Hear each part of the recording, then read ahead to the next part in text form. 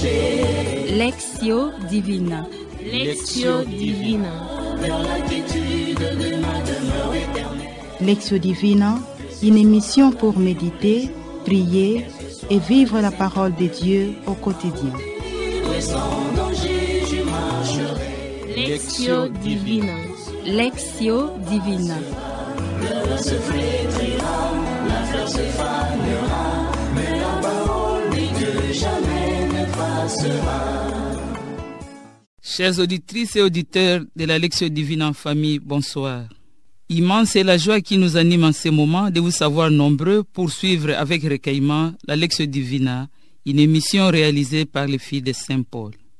La Lectio Divina de ce 19 janvier 2020, deuxième dimanche du temps ordinaire de l'année A, est axée sur l'évangile de Jean au chapitre 1er du 29e au 34e verset. C'est l'évangile de l'identification du Christ par Jean-Baptiste. C'est aussi un deuxième témoignage qui rend directement à Jésus. Et c'est aussi dans cet évangile où les trois personnes de la divinité se révèlent à nous. Il y a Dieu le Père, Jean-Baptiste nous dit, c'est lui qui m'a envoyé. Il y a le Fils Jésus, que Jean-Baptiste nous présente comme l'agneau de Dieu. Et il y a l'Esprit Saint, que Jean-Baptiste a vu descendre sur Jésus. Ces témoignages de Jean-Baptiste marquent ainsi le point de départ de notre foi en Jésus, Messie et Fils de Dieu. Pour vivre cette expérience, nous osons croire que vous avez pris les dispositions qui s'imposent. Vous avez pris votre Bible et une attitude de recueillement. Dans ces studios, nous avons quelques familles de l'Institut Sainte-Famille, à savoir la famille Kabongo avec papa Guillaume, la famille Kadiamba avec papa Franck et la famille Chimina avec papa Augustin et maman Huguette. La réalisation est de sœur Rita Almichi, fille de Saint-Paul, à la technique Olivier Ngiesi. Au micro, Marie-Madeleine Evoloko, coopératrice paulinienne. Préparons nos cœurs à recevoir celui que Jean rend témoignage en demandant avec ferveur à l'Esprit Saint de nous disposer à accueillir Jésus avec foi et amour pour devenir à notre tour ces témoins que le monde attend. Nous demandons à la technique de nous balancer un chant d'invocation à l'Esprit Saint.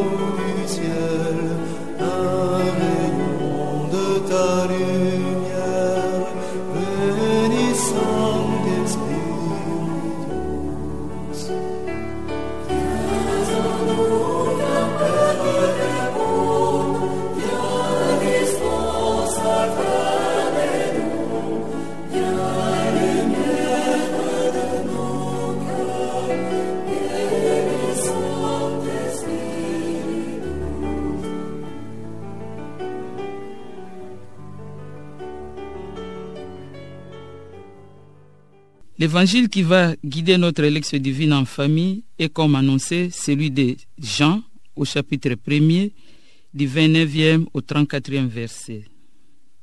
Dans ce texte, il se passe une rencontre capitale entre Jean-Baptiste et Jésus, au cours de laquelle Jean-Baptiste reconnaît qui est vraiment Jésus et ce qu'il va apporter de nouveau. Et il est présent à la fois comme agneau de Dieu, celui qui enlève les péchés du monde. Il est présent également comme un personnage existant toujours. Et d'ailleurs, Jésus lui-même dit, avant qu'Abraham fût, moi je suis. Enfin, il présente aussi le Christ comme le porteur de l'Esprit Saint, l'élu, le Fils de Dieu. Ainsi, Jean-Baptiste nous explique que pour reconnaître Jésus, celui qui baptise dans l'Esprit Saint, une intervention de l'Esprit est nécessaire, car lui, il a vu l'Esprit descendre du ciel sur lui.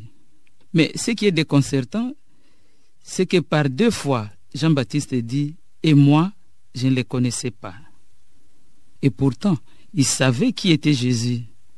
Mais c'est plutôt ce que Jésus est qui lui a été révélé soudainement qui a son importance. Et ça, c'était par les yeux de la foi. Ainsi, ce qu'il faut retenir du témoignage de Jean-Baptiste, c'est que la foi en Dieu peut s'ancrer dans nos cœurs dès le moment où nous acceptons de suivre le fil conducteur de l'Esprit Saint reçu au baptême, en méditant avec persévérance la parole du Seigneur à travers les Saintes Écritures. C'est là l'itinéraire authentique de celui qui cherche Dieu, de celui qui cherche la vie éternelle. Après cette brève introduction de l'Évangile, nous voici arrivés à la première étape de notre Lectio Divina, la Lectio. Nous allons lire pour la première fois les passages bibliques que nous avons retenus, à savoir l'Évangile de Jean au chapitre 1er, du 29e au 34e verset. Suivons avec recueillement la lecture qui nous est faite par Papa Franck. L'Évangile de Jésus-Christ selon Saint Jean. En ce temps-là, voyant Jésus venir vers lui, Jean le Baptiste déclara: Voici l'agneau de Dieu qui enlève les péchés du monde. C'est de lui que j'ai dit: L'homme qui vient derrière moi est passé devant moi, car avant moi il était. Et moi, je ne le connaissais pas. Mais si je suis venu baptiser dans l'eau, c'est pour qu'il soit manifesté à Israël.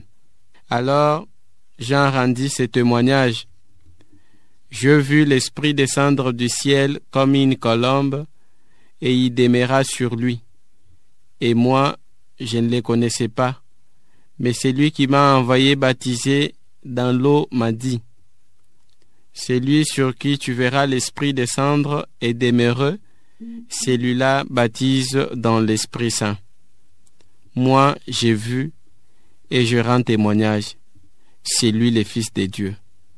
Acclamons la parole de Dieu. Louange à toi, Seigneur Jésus.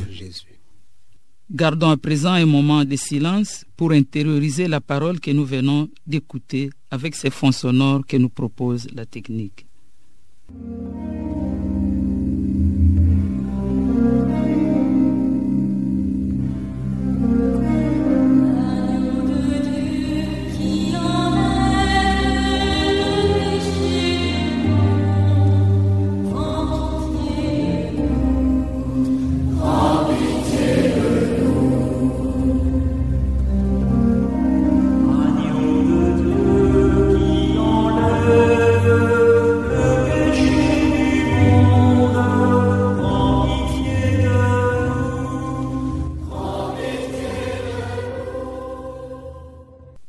À présent, à tour de rôle, chacun de nous va lire les passages qu'il a marqués sans faire de commentaires. Moi, j'ai vu et je rends ce témoignage. C'est lui le Fils de Dieu.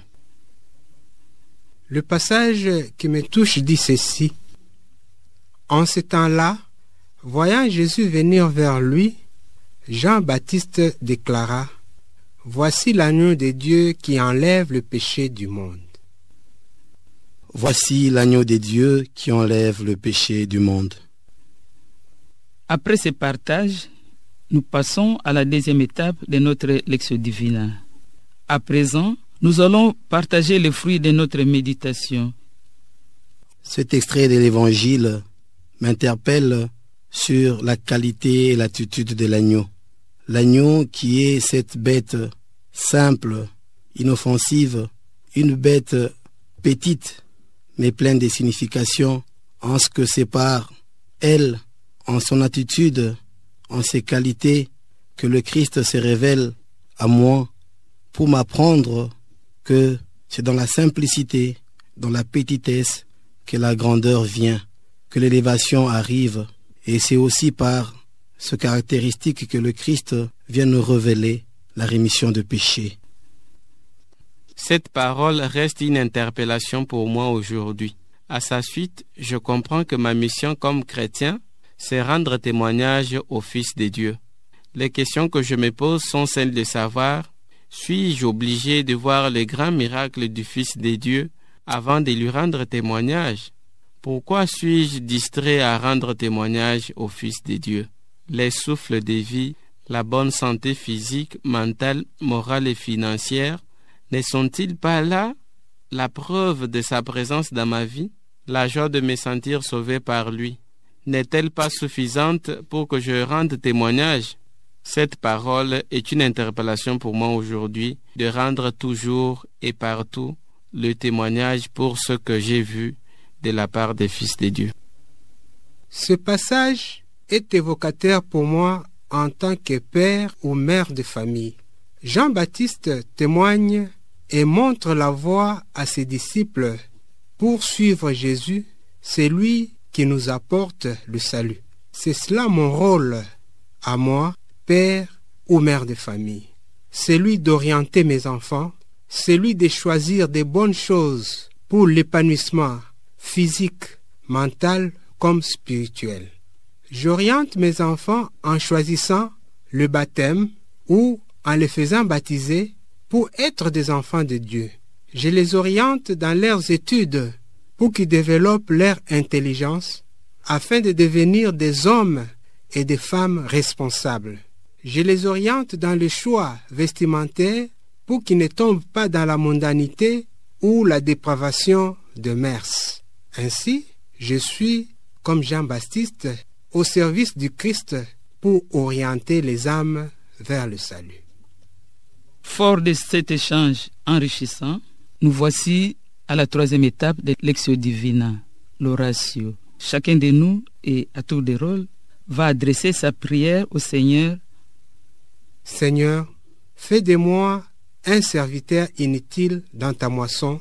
Donne-moi la force et le courage de témoigner partout où je vis, sans peur, et donne-moi l'humilité pour que je sache m'effacer pour le bien et l'épanouissement des autres. Amen. Seigneur Dieu, plusieurs fois j'ai manqué de rendre témoignage à ton Fils, agneau de Dieu qui ôte les péchés du monde. Plusieurs fois j'ai eu honte de présenter ton Fils au monde. Pardonne-moi. Aujourd'hui que j'ai appris à rendre témoignage de tout ce que j'ai vu de la part du Christ, donne-moi la grâce de toujours et partout être témoin fidèle de ta parole et de tes œuvres. Fais que ma vie soit en soi une page d'évangile, un témoignage patenté de ton amour pour le monde. Amen. Seigneur Jésus, toi l'agneau de Dieu, apprends-moi à être ton imitateur, que dans la petitesse et la simplicité de l'agneau, que je puisse être à l'instar de toi, ton instrument parmi les hommes et les femmes de ce monde, par qui tu vas ôter le péché du monde. Amen. Au terme de ces moments de prière, nous passons à la dernière étape de notre Lectio Divina, la contemplation. Ensemble, contemplons cette main levée de Jean-Baptiste qui nous montre l'agneau de Dieu qui enlève le péché du monde et qui baptise dans l'Esprit. C'est Jésus, le Fils de Dieu. Chers auditeurs et auditrices de la Lectio Divine en famille, nous voici arrivés à la fin de notre lecture priante. Jean-Baptiste a rempli sa mission principale en témoignant que Jésus est bien le Fils de Dieu. À nous de témoigner ce que nous connaissons de Jésus à ceux qui sont autour de nous, dans un langage accessible et compréhensible pour tous. Car témoigner, c'est parler juste, mais aussi il faut voir juste. Nous vous disons merci pour votre attention. Merci à toutes les familles de l'Institut Sainte Famille. Encore une fois, merci. Au revoir et à la prochaine, même jour et même heure. C'était au micro Marie-Madeleine Evoloko, coopératrice paulinienne.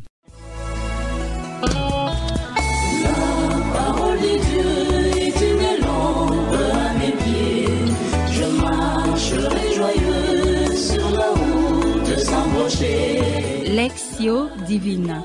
Lectio Divina. Lectio Divina, une émission pour méditer, prier et vivre la parole de Dieu au quotidien.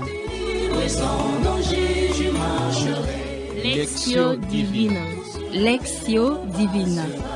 Le se flétrira, la fleur se fanera, mais la parole de Dieu jamais ne passera.